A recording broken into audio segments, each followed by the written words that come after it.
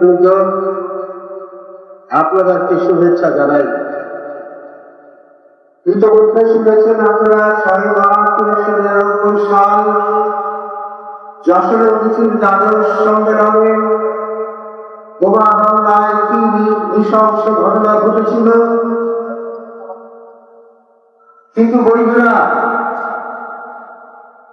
আজকেও আমরা বিচার চাচ্ছি, কিন্তু আজ এই প্রজন্মের যারা উদীচী আছেন তাদের কয়েকটি কথা জেনে রাখা দরকার। দ্বাদশ জাতীয় সম্মেলনে যশোরে যে সম্মেলন অনুষ্ঠিত হয়েছিল, সেই সম্মেলনের সময় আমি ছিলাম উদীচী কেন্দ্রীয় সংসদের সহ সাধারণ সম্পাদক। আমাদের সম্মেলন ছিল 4, 5 এবং 6 মার্চ। আমাদের সিদ্ধান্ত ছিল 5 মার্চ দিবাগত রাতে আমাদের কাউন্সিল অনুষ্ঠিত হলো এবং তারপর সেই রাতে 12টার সময়, আপনারা একটু সময়টা খেয়াল করবেন, আমরা আগে ঘোষণা দিয়েছিলাম রাত্রি 12টার সময় আরেক থেকে 30 সদস্যের একটি সাংস্কৃতিক দল এসেছিল, যে দলের নেতৃত্বে ছিলেন বিদ্রোহী কবি কাজী নজরুল ইসলামের পুত্রবধূ কল্যাণী কাজী। আর বাংলাদেশ থেকে সাংস্কৃতিক অনুষ্ঠান করবার কথা ছিল আমাদের বন্ধু প্রয়াত রবীন্দ্রসঙ্গীত শিল্পী মিতা হক, বিপুল ভট্টাচার্যের। এবং আমাদের কথা ছিল ঠিক 12টার সময় নবনির্বাচিত কেন্দ্রীয় কমিটিকে মঞ্চে ডেকে পরিচয় করিয়ে দেয়া হবে। অনুষ্ঠান ঘোষণায় ছিলাম আমি। 12টা বাজার 5 মিনিট আগে, যেহেতু আমি নির্বাচিত সহ সাধারণ সম্পাদক, আমি মঞ্চে উঠব, এই জন্য ঘোষণার দায়িত্ব দেয়া হলো যশোর উদীচীর তপনকে।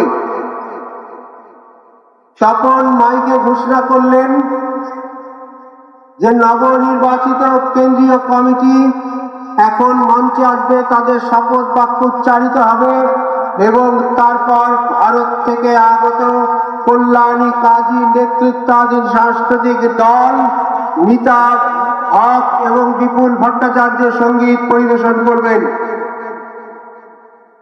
তখন বারবার যখন এই ঘোষণাটি দিচ্ছেন, তখন আমাদের তৎকালীন সভাপতি সৈয়দ হাসান ইমাম, তিনি নবনির্বাচিত কেন্দ্রীয় কমিটির তালিকা খোঁজ করলেন, যে তালিকাটি দেয়া হোক, তিনি পাঠ করবেন এবং আহ্বান জানাবেন। ওই তালিকা ছিল আজকের সভাপতি মাহমুদ সেলিমের কাছে। 10 মিনিট ধরে আমরা আমাদের নির্বাচিত কেন্দ্রীয় কমিটির তালিকা খোঁজ করলাম, কিন্তু আমরা পেলাম না। মাহমুদ সেলিম তার ব্যাগে খোঁজ করলেন, নেই। তিনি বললেন সম্ভবত এটি হোটেলে ব্যাগের ভেতরে থেকে গিয়েছে। হাসান ভাই রেগে গেলেন, বললেন কোনো পরিচিতি অনুষ্ঠানের দরকার নেই, আমরা ঢাকায় চলে যাব। আমি যাব, তোমরা কে কে যাবে? একটি বাস জোগাড় করা হলো, উদীচী অফিসের সামনে আনা হলো। সৈয়দ হাসান ইমাম, লায়লা হাসান, আমি, মাহমুদ সেলিম এবং আরো অনেকে সেই বাসে উঠলাম। মিতা হক, ওকে বলেছি তুমি আসো আমাদের সাথে। মিতা হক করলো আমি গান করে তারপরে কালকে ফেরত যাব। বিপুল ভট্টাচার্যকে বলা হলো দাদা চলেন, উনি বললেন রাতে বাসে ডাকাতি হয়, আমি রাতে যাব না। 12টা 10 বা 8-9 দিকে আমাদের বাস ছেড়ে দিল। আমরা কিচ্ছু জানি না। সকালবেলায় ঢাকা এসে নেমেছি, আসার রায়ের বাসায় খবর এলো যে আমরা যখন পাশে করে রওনা দিয়েছি তার কিছুক্ষণ পরে গ্রেনেড বিস্ফোরিত হলো এবং পুরো মঞ্চটি উড়ে গেল। আমার পরে যে ঘোষণা করছিলেন তখন তিনি মুহূর্তেই নিহত হলেন। আমাদের শপথ অনুষ্ঠান যেহেতু করা গেল না, সে কারণে ভারতীয় সাংস্কৃতিক দল প্রস্তুত ছিল না, সে কারণে কুষ্টিয়ার বাউলদেরকে মঞ্চে তুলে দেওয়া হলো এবং ভারতীয় দলকে বলা হলো যে আপনারা প্রস্তুতি নেন, এরপরেই আপনারা উঠবেন। তখনই গ্রেনেড বিস্ফোরিত হলো। আমরা আবার যশোর গেলাম। আসান ভাইকে তৎকালীন সরকার হেলিকপ্টারে করে নিয়ে গেলেন। আমরা বাই রোডে আবার গেলাম যশোর। আমি এই ঘটনাটি বললাম এই কারণে, আপনারা লক্ষ্য করুন, যখন বলা হয়েছে আগের দিন যে আগামীকাল রাত 12টায় নবনির্বাচিত কেন্দ্রীয় কমিটি মঞ্চে পরিচিত হবেন এবং শপথ বাক্য উচ্চারণ করবেন এবং তারপর ভারতীয় সাংস্কৃতিক দল সাংস্কৃতিক কর্মকাণ্ড করবেন, আমাদের আশঙ্কা, আমাদের উদ্বেগ এবং আমাদের সন্দেহ, যারা এই বোমা বিস্ফোরণ ঘটিয়েছেন তারা অত্যন্ত পরিকল্পিতভাবে ঘটিয়েছেন যাতে উদীচী কেন্দ্রীয় কমিটি এবং ভারতীয় সাংস্কৃতিক দল মুহূর্তের মধ্যেই মৃত্যুবরণ করে। সেই সময়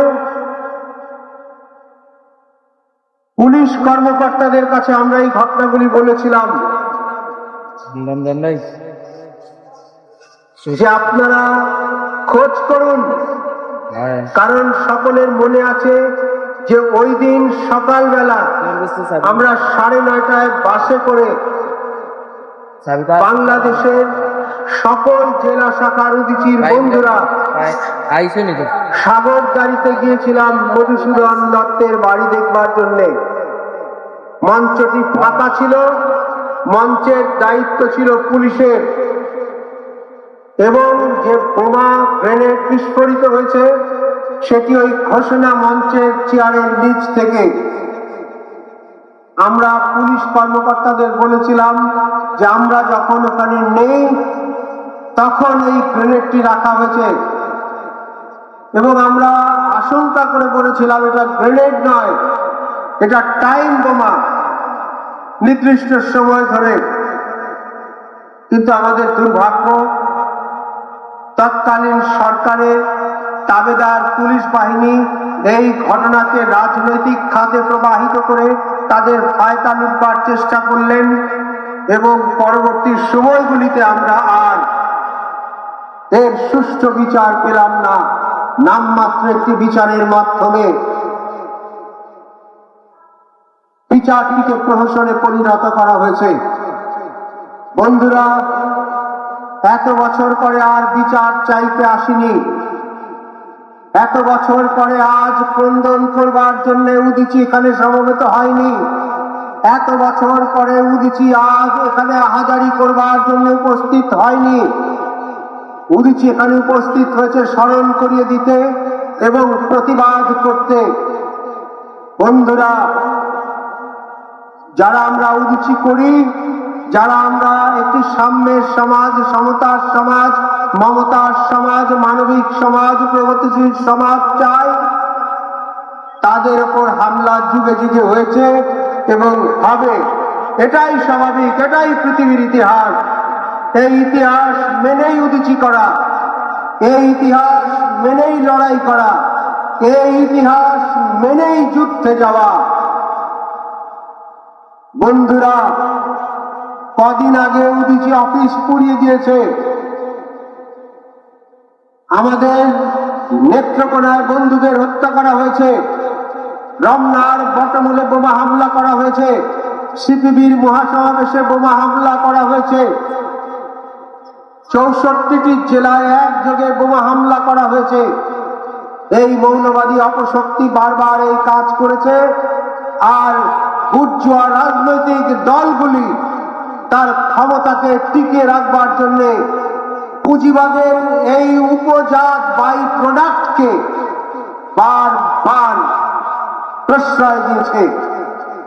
আমরা নিশ্চিত যতদিন এই ধনবাদী সমাজ, এই বিকলাঙ্গ পুঁজিবাদী সমাজ, এই মুৎসুদ্দি পুঁজিপতি সমাজ টিকে থাকবে, খুনে ধরা সমাজ টিকে থাকবে, বৈষম্য টিকে থাকবে, সাম্প্রদায়িকতা টিকে থাকবে, অপ্রগতিশীল সমাজ থাকবে, ততদিন উদীচীর মতো সংগঠনে বোমা হামলা হবে, উদীচী অফিসে আগুন দেওয়া হবে, উদীচীর কর্মীকে মারধর করা হবে, উদীচীকে হত্যা করা হবে। এটা মেনেই আমরা লড়াই করছি, এটা মেনেই আমরা যুদ্ধে নেমেছি।